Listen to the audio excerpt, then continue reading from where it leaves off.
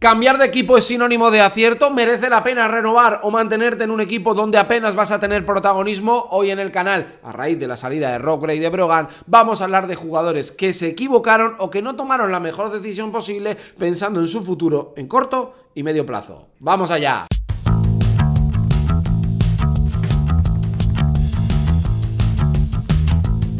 Muy buenas, bienvenidos a mi canal, hablemos de básquet, hablemos de jugadores, mercado de fichajes y decisiones, porque de esto va el vídeo de hoy, de hablar de jugadores que han tomado decisiones, ¿vale? Que les han marcado y que, bueno, pues algunos en verano, algunos durante la temporada, bueno, pues que yo creo que no han sido la mejor pensando en sus carreras, al menos en el corto y medio plazo. Veremos si en el largo, que ojalá que sí, porque desde aquí deseamos lo mejor a cada uno de ellos. Son, creo que 7 ejemplos muy buenos que nos permite analizar diferentes detalles y ver, bueno, por qué hay jugadores que deben entender un lugar, otro, a veces los motivos económicos. Bueno, hay muchas cuestiones que creo que merece la pena tener en cuenta. ¿Por qué surge este vídeo? Bueno, por la salida de Rob Gray de Brogan, donde después de 2 partidos, pues demostró 0 o nada y acabó marchándose según anuncia por motivos personales. También el de Nico Mannion, ¿no? Que fue una gran apuesta de Baskonia y su salida rumbo a Varese, que está jugando bien, pues también es otro mensaje un poco para clubes, para jugadores, tal. Y dicho, bueno, lo de Kyle Guy, que va a ser el primero de los temas que lo habéis visto en la miniatura del vídeo, ahí lo vamos a comentar. Digo, bueno, vamos a hacer un vídeo con detallitos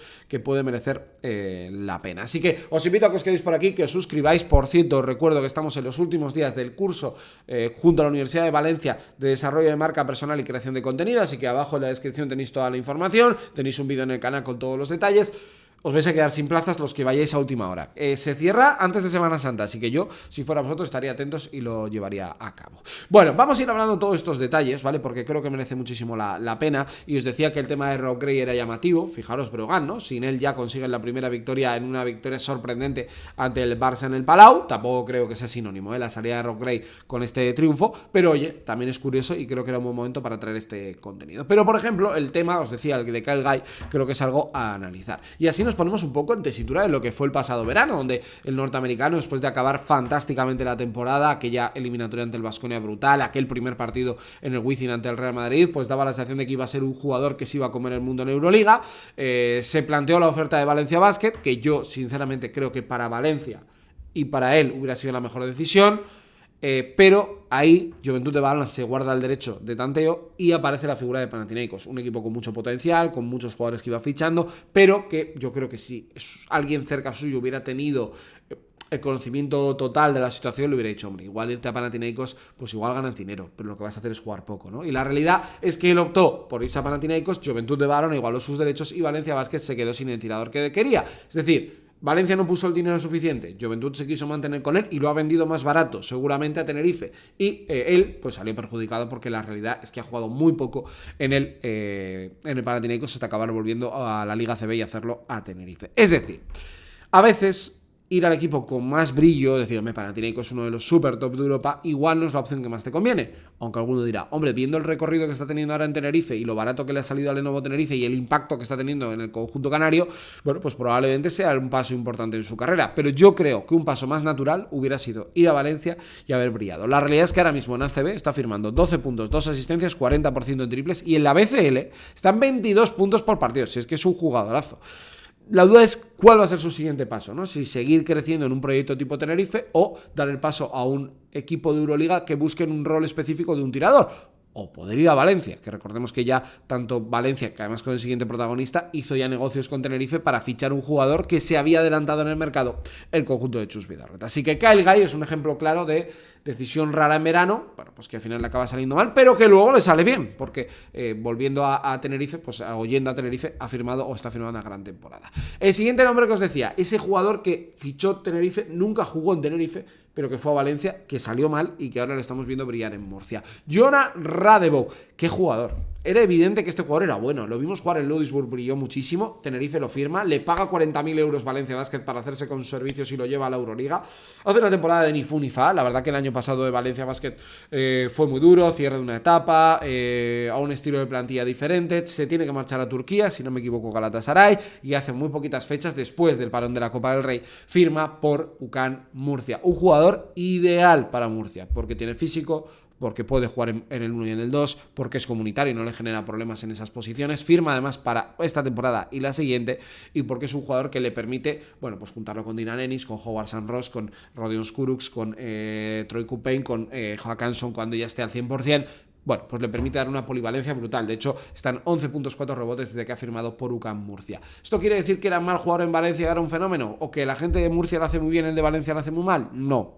La realidad es que el contexto, la decisión, el momento, bueno, pues probablemente por nivel del jugador, el paso previo era ir a Tenerife, que es un equipo BCL alto como UCAM Murcia ahora, y luego, bueno, pues haber dado el paso a Valencia. Te llega la opción, te ficha Valencia Basket, vas a la Euroliga, el escaparate es brutal. Yo creo que él no tiene el rol que puede tener ahora en Murcia o hubiera tenido en Tenerife, por ejemplo, que es el caso de Kelgay, y se encuentra con esta situación. Ya hay gente que, claro, quiere aprovechar el momento y decir que Valencia fichó mal.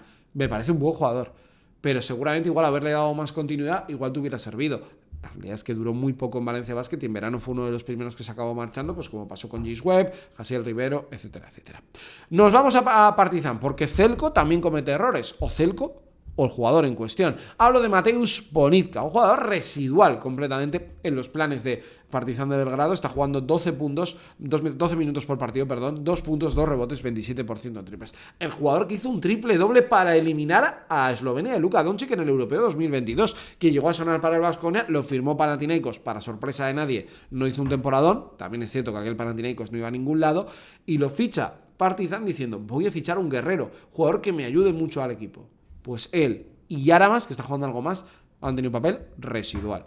¿Es mal jugador Ponitka? No. Creo que el estilo de equipo a Ponitka no le viene bien jugar en Partizan, probablemente. Partizan busca jugadores con buena mano, jugadores que entiendan mucho mejor el juego. Él es un jugador que echa bien el balón al suelo, que ataca bien a lo pasado, pero es irregular en el triple. Y bueno, pues el tipo de jugador como Nanali lo prefiere mucho antes Zelko Obradović a él. Hubiera decidido, para mí, creo, si hubiera optado por fichar por Baskonia el verano pasado, cuando él hace aquel partidazo, ¿le hubiera ido mejor las cosas? Probablemente. Creo que en la Liga CB él tiene mucho mejor encaje.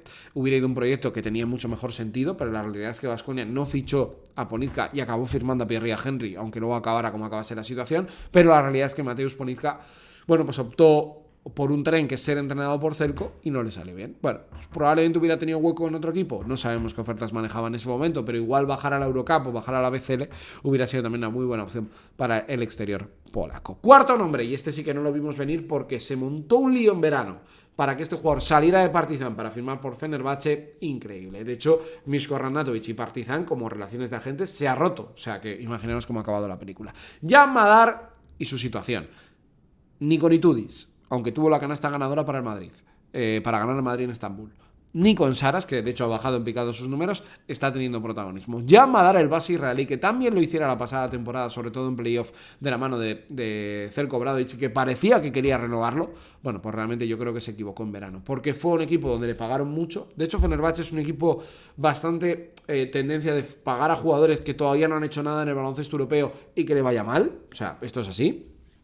Pero la realidad es que Jan Madar está en 5 puntos, 2 asistencias y perdido totalmente dentro de la rotación de Saras Jasikevičius. Firmó por 3 años. Veremos qué pasa con él. Él apretó muchísimo para acabar marchándose y la sensación es que no ha encontrado su lugar. Y yo, más allá del tema económico, no entiendo muy bien por qué optó por esta salida. Porque creo que estaba en un contexto muy favorable, con un entrenador que creo que le potenciaba muchísimo y en un rol bastante evidente de jugador titular, o por lo menos uno de los 7 principales del proyecto de Celco. A veces te equivocas, y yo creo que en este caso es cierto que cambiar de Celco a Itudis parece que no hay mucha diferencia, o de Partizan a Fenerbahce parece que hay más brillo en Estambul que en Belgrado, pero la realidad es que yo creo que se acabó equivocando y Jan Madar, pues yo creo que seguramente si le preguntas se volvería atrás y se acabaría quedando en Partizan de Belgrado. Y me quedan 3 casos.